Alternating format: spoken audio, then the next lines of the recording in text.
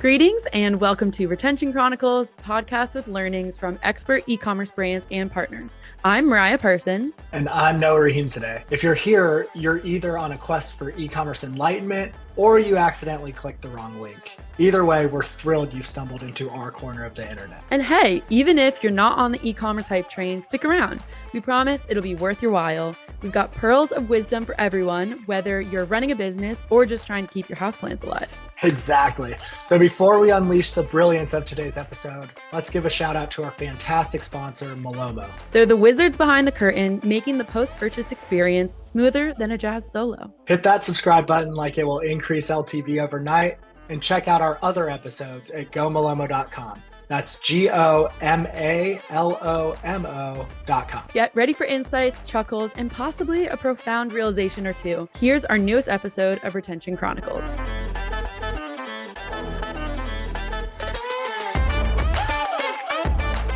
All right. I am pumped. First ecosystem episode of 2024. And we're kicking it off with an absolute bang. Joining us today is e-commerce expert, Anatoliy Labinskiy, a four-time 2 Comma Club winner and founder of GSM Growth, which is an e-commerce agency. Anatoliy, I'm going to pass it over to you in just a second. But first, since this is the first episode of the year, I just wanted to say a couple words about our new format so our listeners know what to expect in 2024. So for these ecosystem episodes, which again are the episodes that I run, Noah Rahim's today here, head of partnerships at Malomo.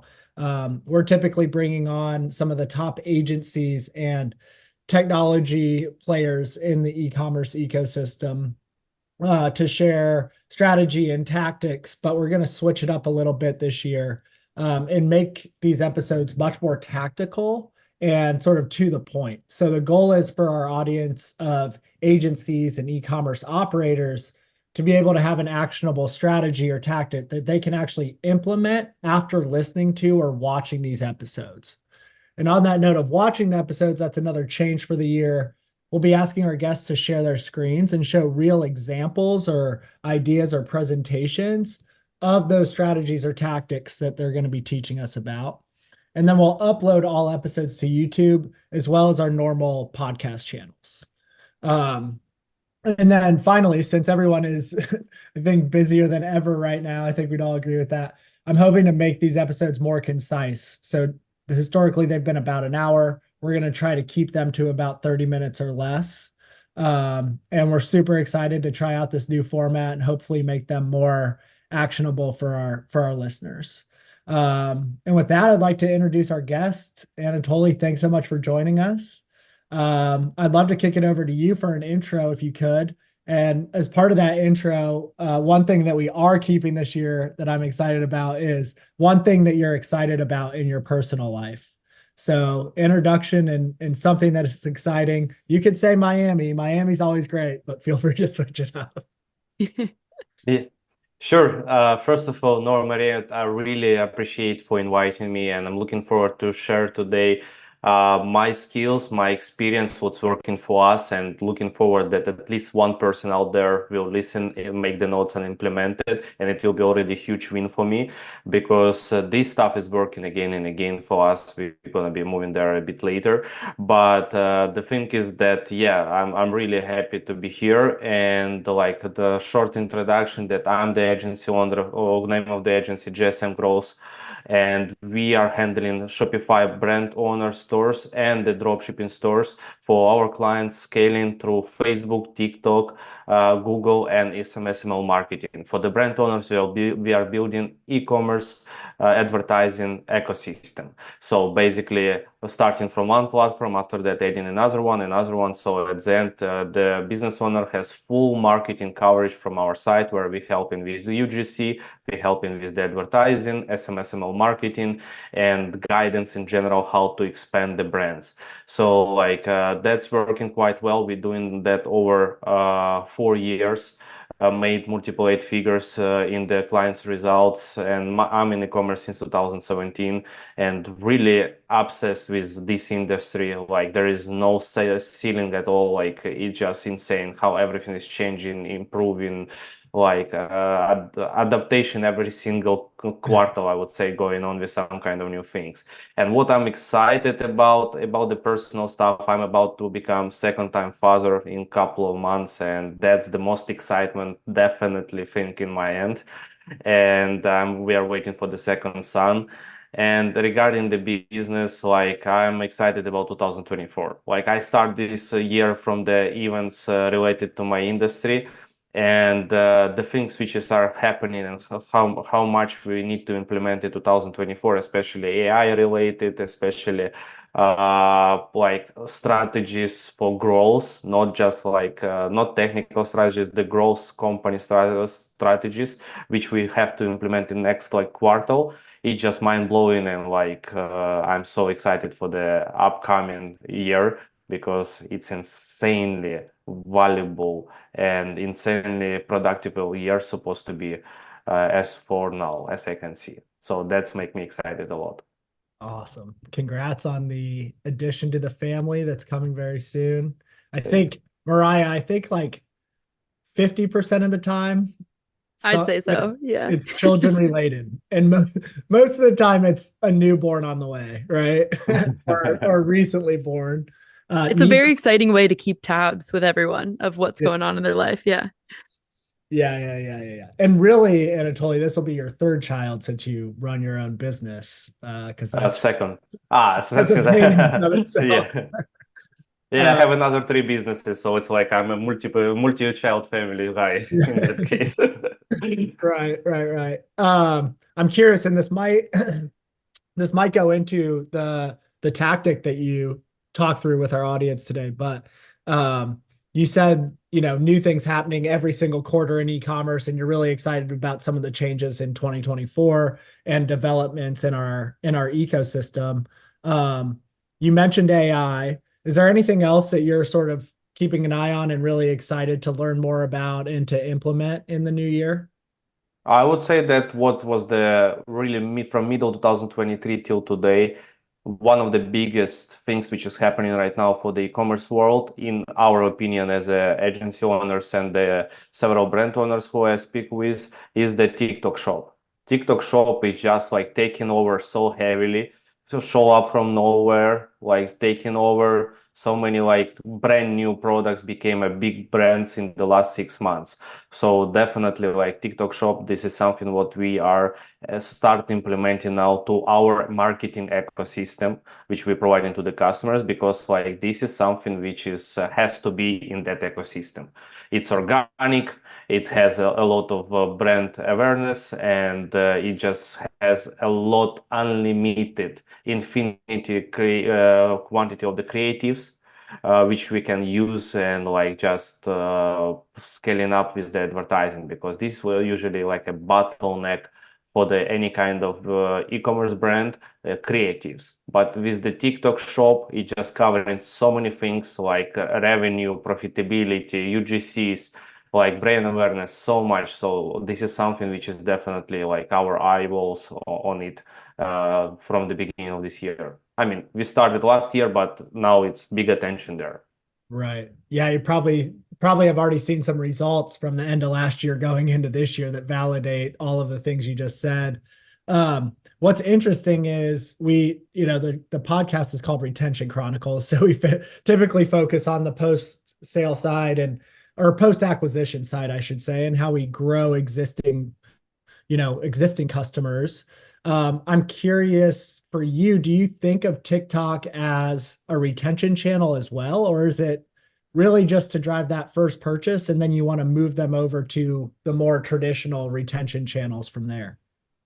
Yeah, sure.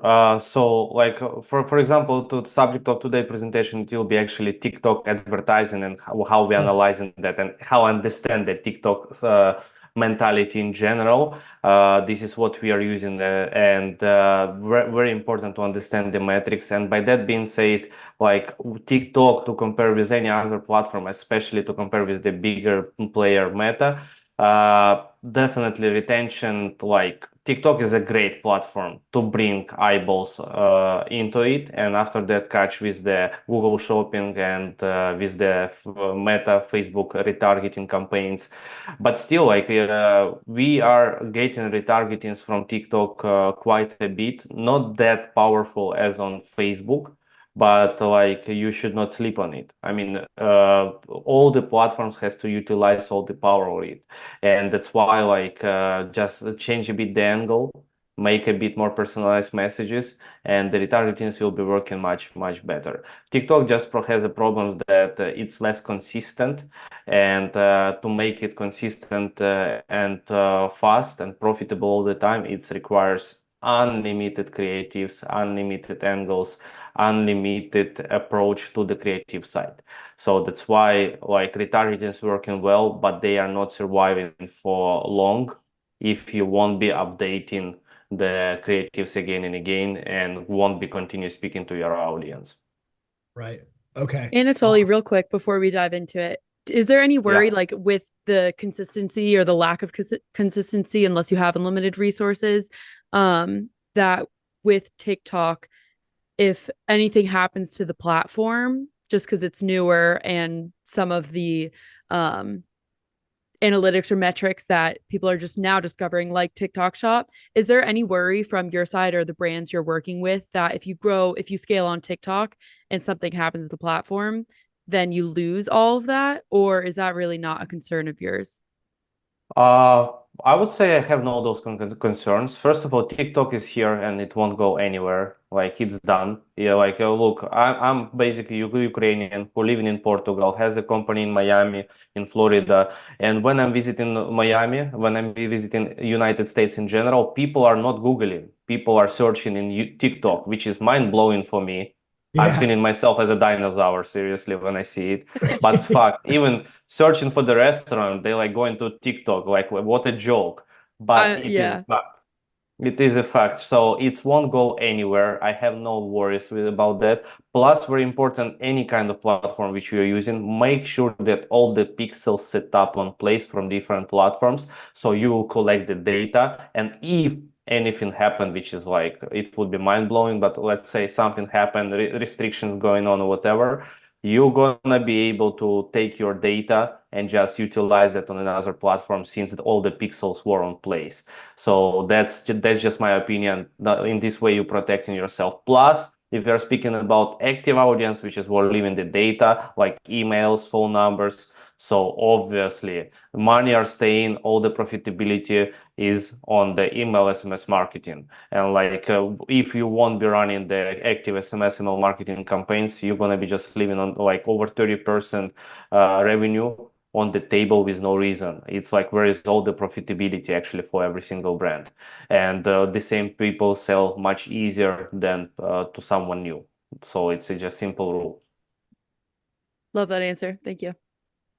Sure. Sweet. Yeah, let's dive in. So Anatoly, I think you have a TikTok related kind of use case that you wanted to talk through, and I'll let you go ahead and take over the screen share. So for our YouTube audience, they can get some visuals. Um, but yeah, just keep in mind that not everybody will watch on YouTube. So we'll try to explain as best as we can as we go through this for the people just listening on their preferred podcast channel. Yeah, sure. So, as I was saying, the subject which is I want to share is our TikTok strategies. It's not even the TikTok strategies. It's about our understanding of the logic of the TikTok paid advertising platform as it is. Since we realize how it works, what it requires, we stop seeing any kind of real problems to run ads there.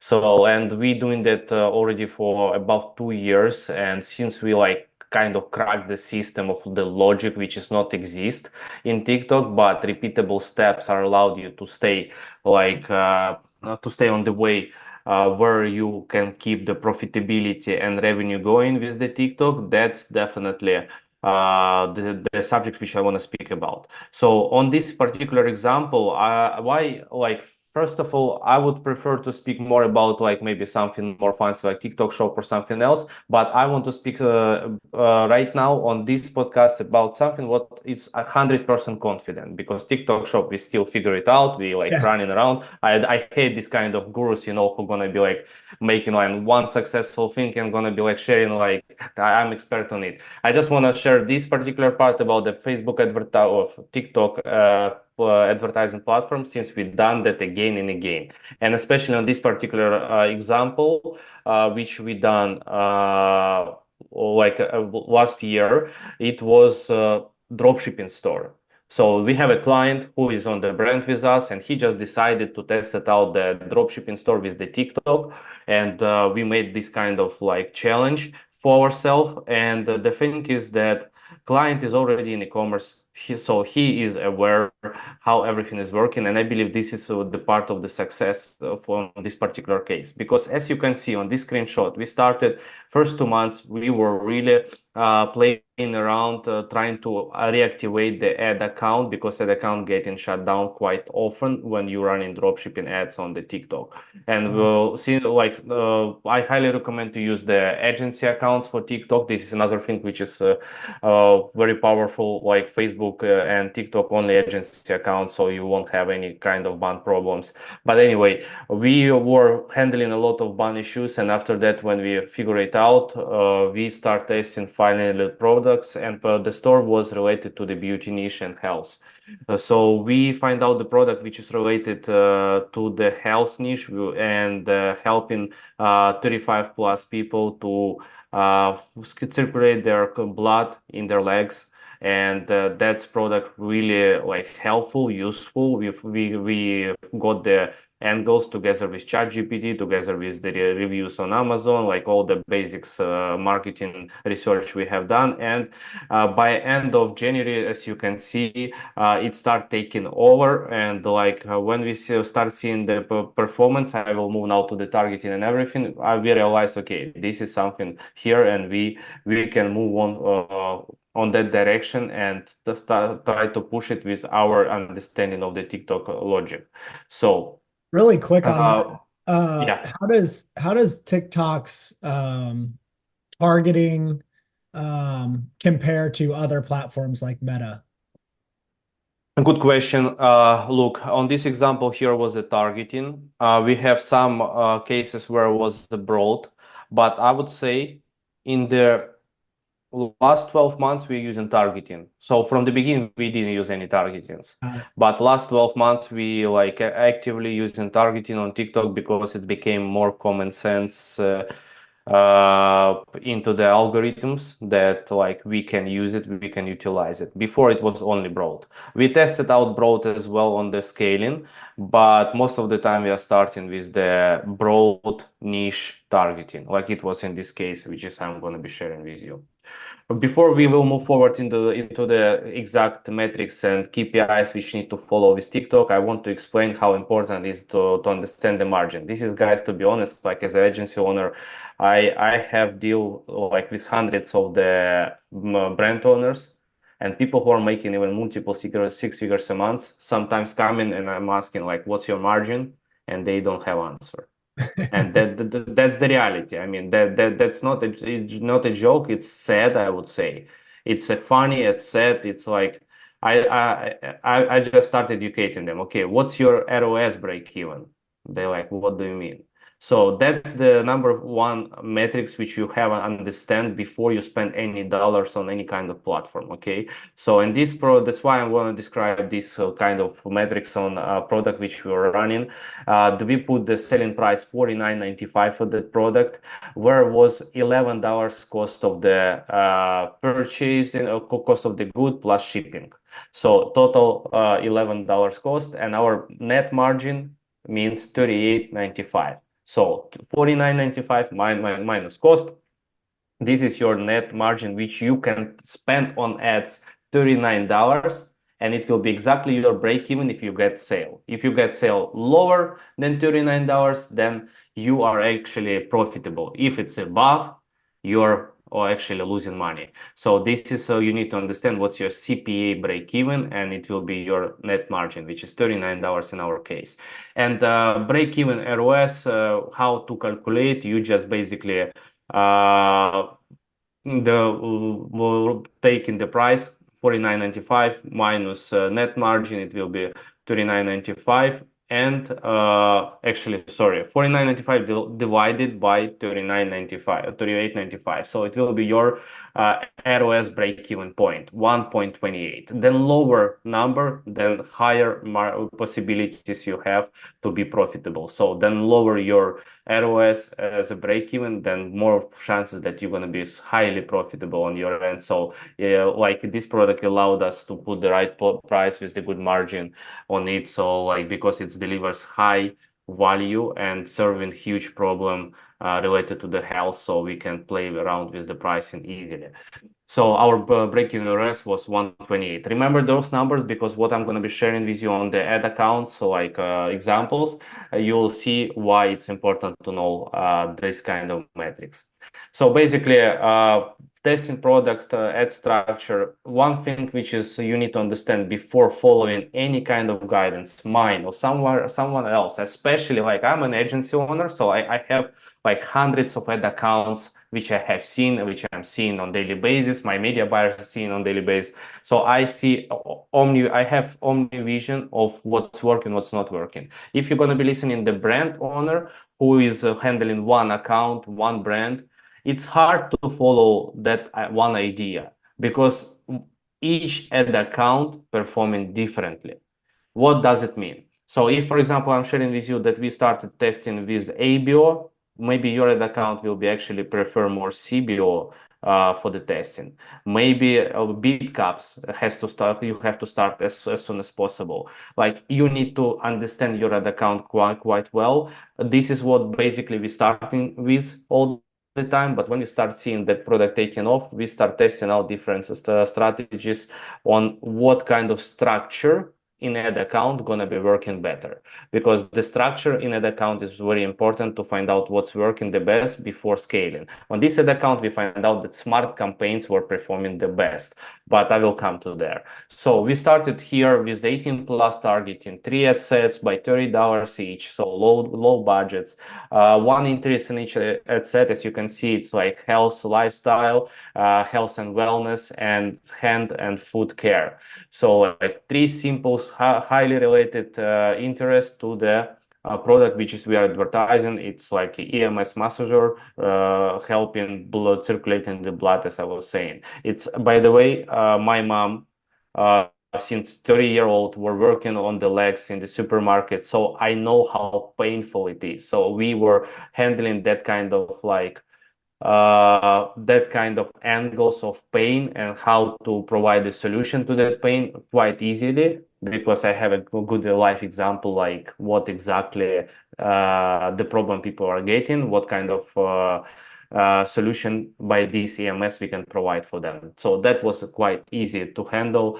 And we like find out the different angles, created our own UGCs to that product, and start testing on ABO level campaign with ACO on option. ACO allows you to test several variations of ad copies and creatives in the same minute in one single ad set. So we have 3 ad sets, and each ad set has 15 variation of the creatives, whereas like 5 different ad copies with 3 different videos, they are just mixing up all with each other, and it's giving you 15 individual unrepeatable variations of the creatives in each ad set, which just allows TikTok to find out that particular variation of ad copy and video, which is going to be algorithm catched and push it to the audience. So this kind of thing is crucial, that how you can test it like several of the creatives in one single ad set.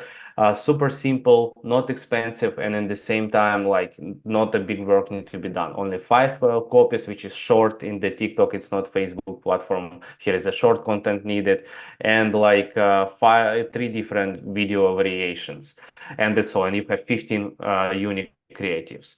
So, Does and TikTok, here, you yeah. might be getting to this, but does TikTok make it very clear which variation works best? Or do you have to kind of go into the data yourself and figure that out? First of all, it starts spending much more on particular variations. Secondly, CTR well, this is where it's going to be next slide.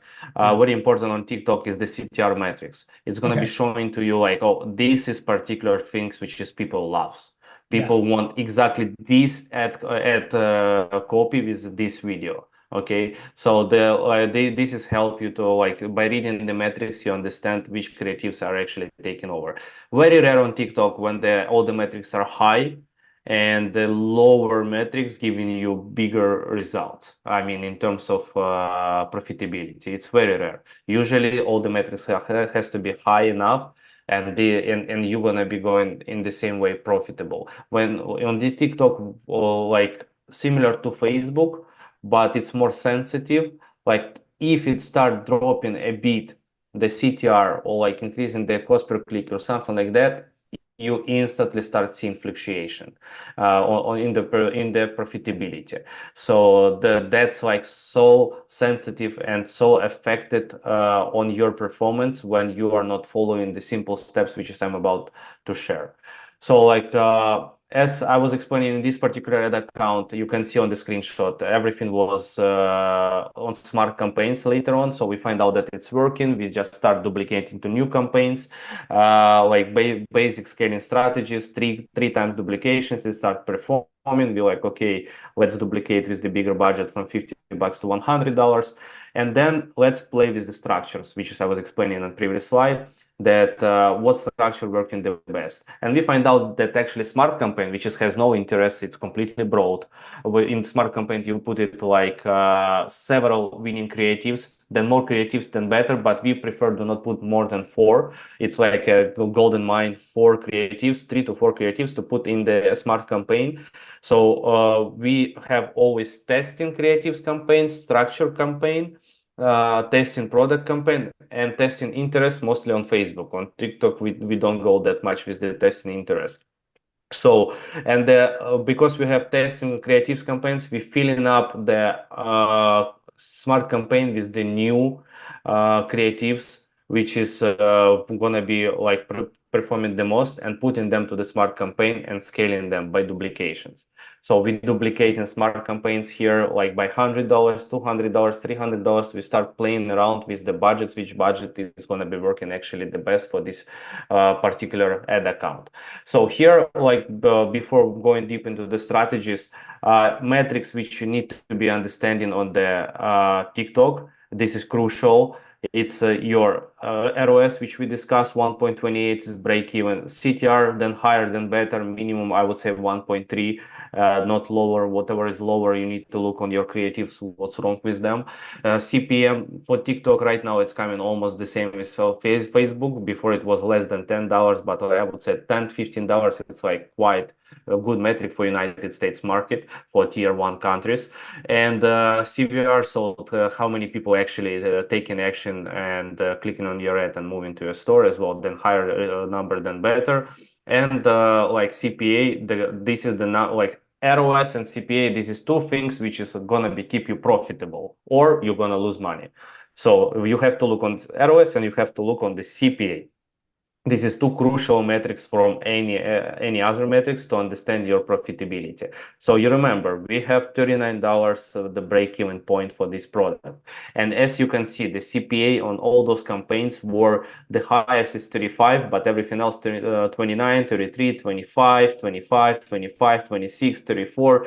So basically, what we are doing, when we have break-even $39 on the TikTok, we definitely put extra 20% margin to put the rules to kill the campaign if it's going above that level. So basically, we try to not spend on each campaign more than $30 per acquisition. So our CPA rule around $33. So we have extra $7 to $9 living with us.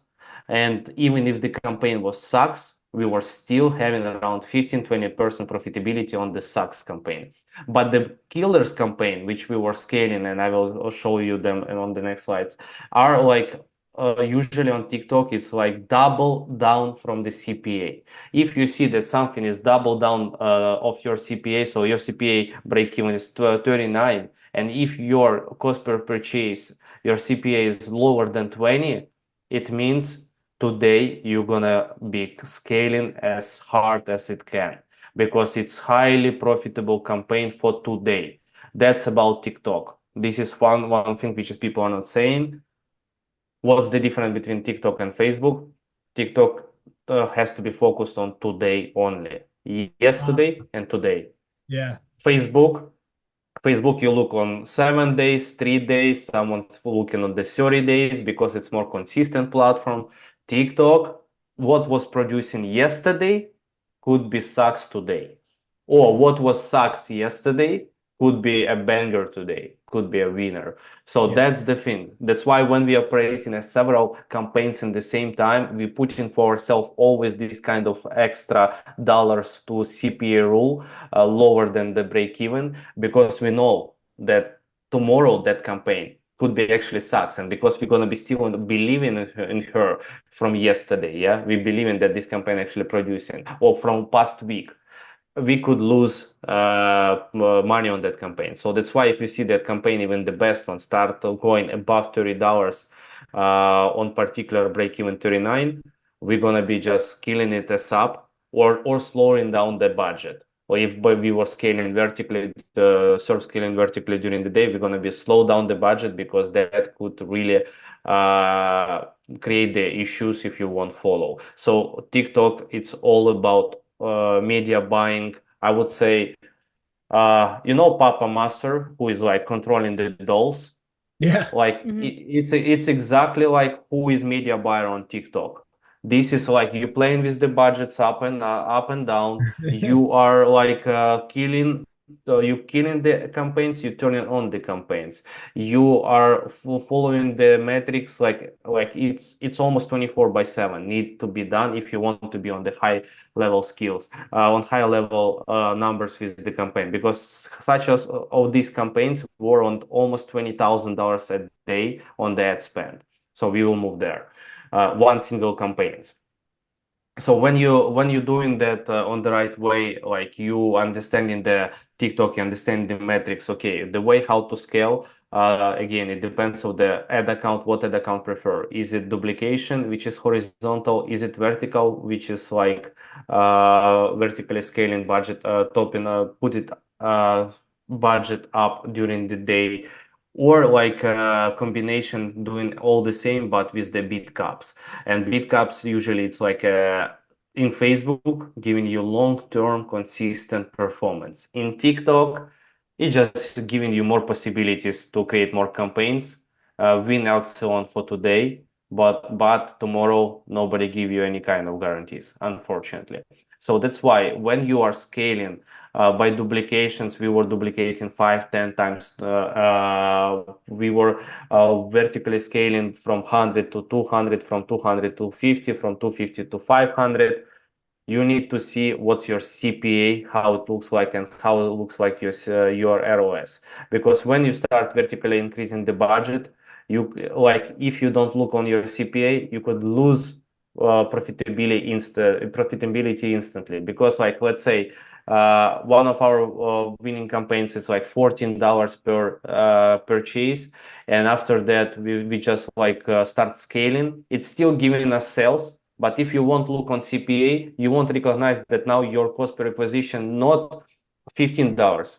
Your CPA actually $30. So it just grow. You now have a bigger budget. You still getting sales, and it looks like great. But at the end, if you are not follow the simple metric of CPA, you won't understand that. Hey man, like you started actually losing money. You just like getting purchases for more higher price. Doesn't make sense. But when you see that, you have to decrease the budget or even turn off the campaign for today. And after midnight, turn it on back on original budget. So the main thing about the TikTok, what was working yesterday doesn't work today and opposite. Because of that, when you scale to, let's say, from 100 to 500 vertically, you need to return the original budget from after midnight. So you started on 100 and scale to 500. Make sure that tomorrow started from 100, the same winning campaign. Because if you will leave on 500 level like you could do on Facebook, you're gonna be most probably losing money from first minute on the TikTok on the next day after midnight. That's why very important, like a Papa Master, always playing with the budgets and like from midnight, return your initial budget back as it was on the previous day. And that's like, okay, how I would scale in that case. Yeah. So, okay, I have a bunch of campaigns of $100. How would I scale to like thousand or $10,000 a day on ad spend? That's why you have to play with the different budgets. So that's why you have to play with the different budgets. When you duplicate in like 3-5 times, you have to start, if it's already proven that duplications are working, you have to start like, okay, this campaign was 5 times duplicated, $100. Let's see what else working in this ad account. Maybe this we know that $150 are working. Let's find out what else is working. So we tested out 200, 300, in 5 time duplication. One campaign is 200, one time is 300, one time 400, one time 500, one time 600. And checking out which of the budgets will be produced well as well. And you know what? Most of the time, 4 or 5 are actually sucks. And we find out that actually $400 are working well and everything else doesn't work. So like, wow, okay, now we have initial budget of the day, $400 from nowadays. And now we can scale not from 100 to 500 during the day. We can actually increase the budget during the day from 400 to 1,000. And we already like having like higher higher ad spend, and like by following the metrics we understanding that we are highly profitable and we can push forward that budget.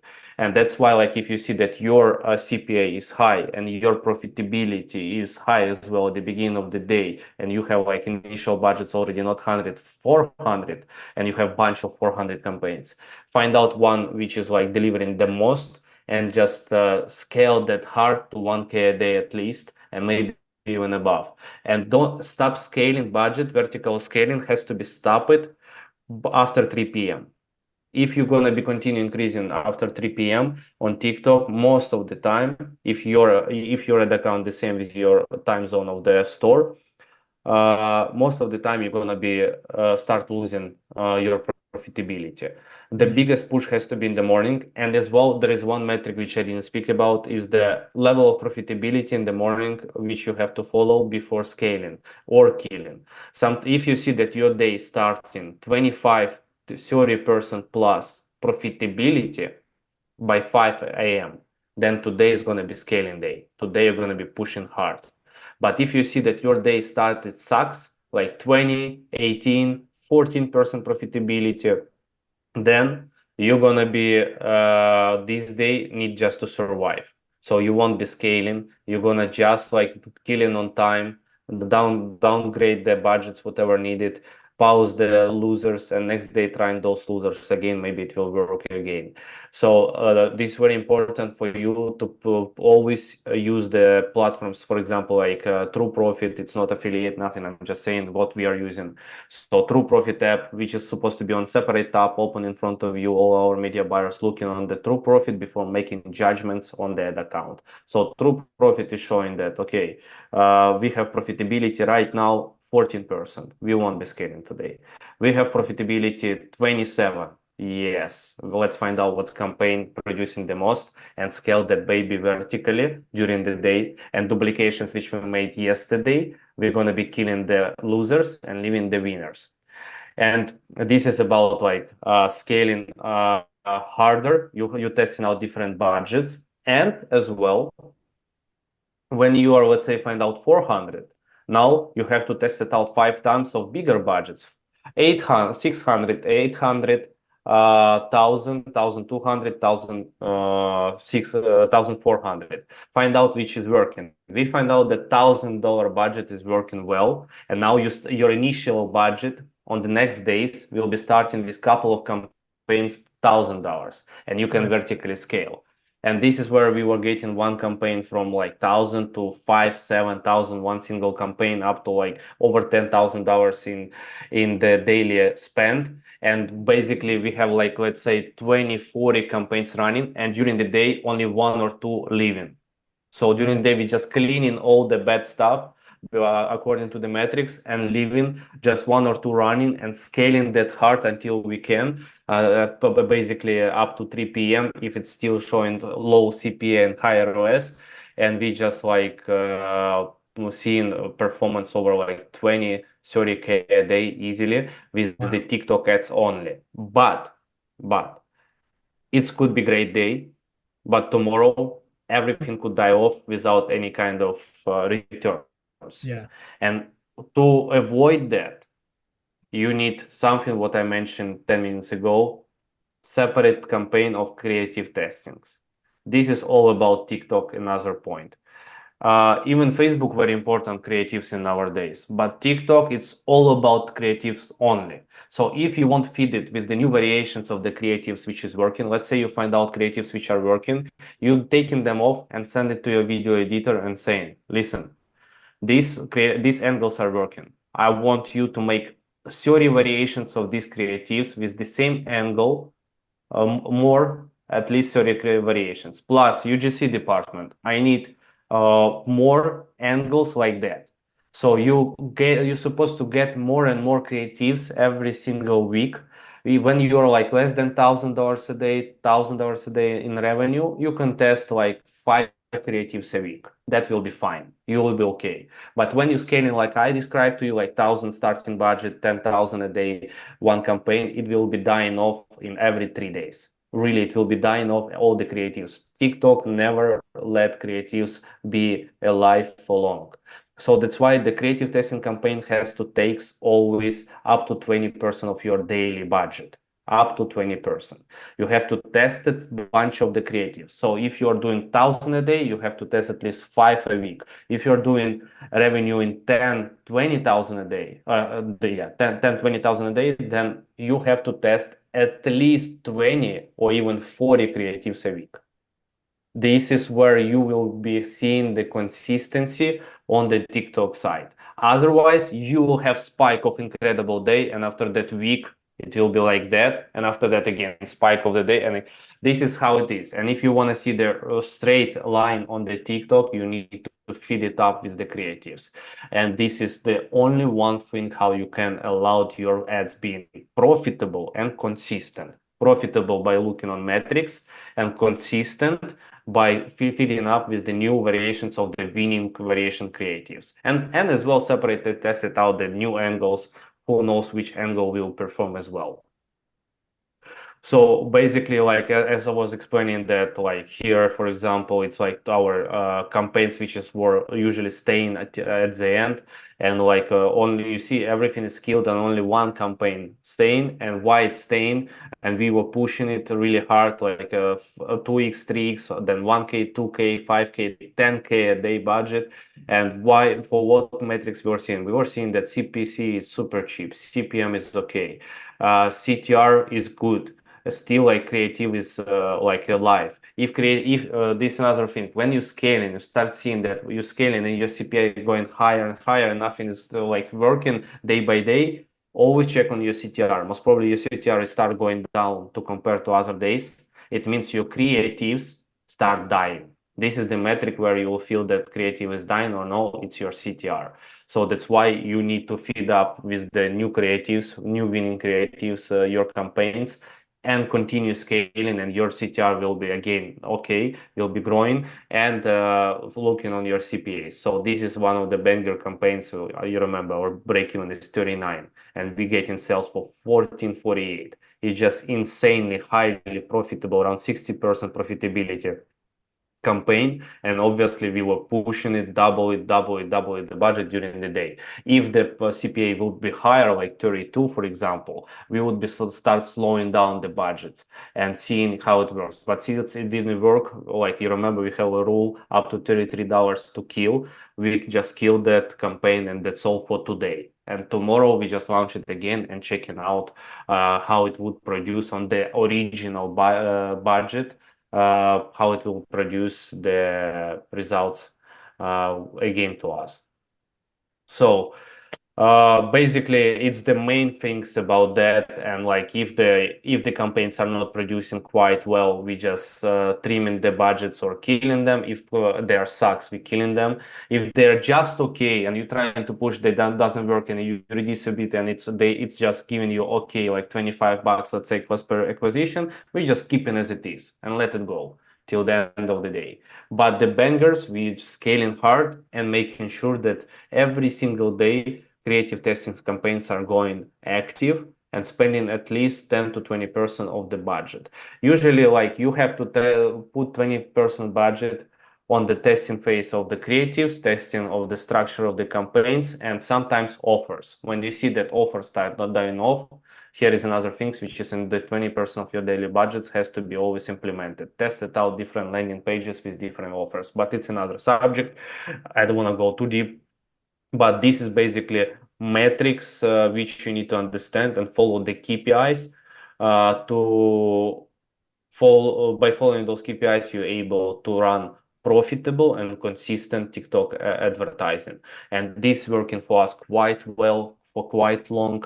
And with TikTok Shop advertising, because TikTok Shop can be actually advertised right now.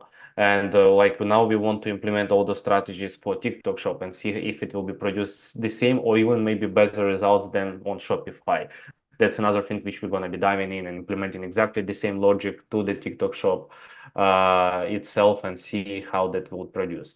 But that was the basic like level of the management of the TikTok ads, and we were able from 0 to 275,000 scaled in less than 60 days, and like highly profitable results. I mean, that moment it was 23.4% net margin, where we generated $64,000 in the less than 60 days for the client, with no buzz data, with no email marketing, just TikTok. Retargeting was there, but only 5%, just a bit. And as I was saying, it's just like dying and we're launching new, dying and we're launching new. But the main point was to find out the structure, which is smart campaigns, find out what's working the best, duplication of vertical scaling, get the initial budget as high as possible, because it doesn't mean if it's 400 producing, that 1,000 will produce. You need to test it out different ladders of the budgets and find out which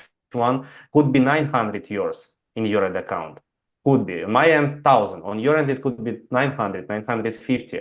You need to find out that sweet spot, and then when you're finding out what's working the best to the ad account, to the algorithm on this particular ad account, you can scale further and test it more and more things and playing around with up and down budgets according to criteria and metrics which you have to your product, your break-even margin, your CPA break-even, and ROS.